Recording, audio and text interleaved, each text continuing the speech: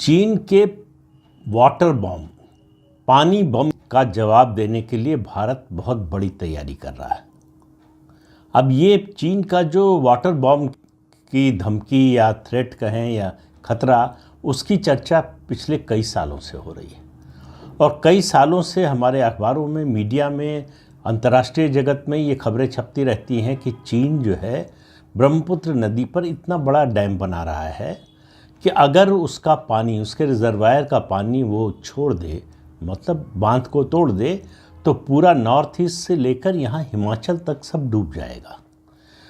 तो ये कहा जा रहा था कि अब चीन जो है हथियारों से लड़ने की बजाय सीमा पर किसी हथियार का इस्तेमाल करने, सेना का इस्तेमाल करने की बजाय, आर्मी का या एयरफोर्स का इस्तेमाल करने की बजाय इसका इस्तेमाल कर सकता है हथियार के रूप में। अब भारत के पास इसका क्या जवाब? तो था कि कोई जवाब नहीं है।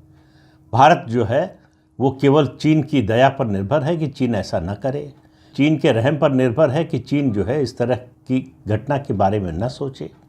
तो चीन के साथ हमारे जो संबंध रहे हैं और 50 के दशक से ही, और जवाहरलाल नेहरू की जो चीन को लेकर नीति थी, उसकी गलतियों का खामियाजा हम लंबे समय से भुगत रहे हैं। लेकिन मैं आज जवाहरलाल नेहरू की चीन नीति क्या थी इस पर बात नहीं करने जा रहा हूँ। उस पर हम लोग काफ़ी बात कर चुके हैं। आप लोगों को मालूम है कि उसका क्या क्या नुकसान हुआ भारत को, जो आज तक हो रहा है। लेकिन बात अभी जो है वर्तमान संदर्भ में करते हैं। डोकलम का विवाद हुआ, वहाँ भारतीय सेना ने चीनी सेना को मुंह तोड़ जवाब दिया। उसके बाद लद्दाख में सीमा पर विवाद 4 साल चला, दोनों तरफ से फौजें तैनात रहीं। Eyeball to eyeball जो है कन्फ्रंटेशन की स्थिति थी और उसमें एक फिज़िकल वॉर भी हुई। हथियारों का इस्तेमाल नहीं हुआ, लेकिन उसमें डंडे और कटीले तारों के साथ इस तरह का हमला हुआ जिसमें हमारे एक कर्नल का बलिदान हुआ। लेकिन भारतीय सेना ने हाथ से ही इस तरह से मारा चीनियों को कि चीनियों को अगले 50-100 साल तक याद रहेगा। इन 2 घटनाओं से चीन को ये समझ में आ गया कि भारत से युद्ध या सैन्य स्तर पर, इस स्तर पर निपटना बहुत कठिन है।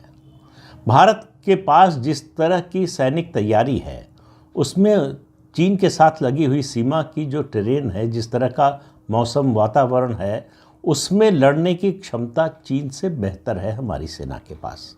ये भी चीन को मालूम है। और हमारे हथियारों की क्वालिटी क्या है, ये पूरी दुनिया को मालूम है।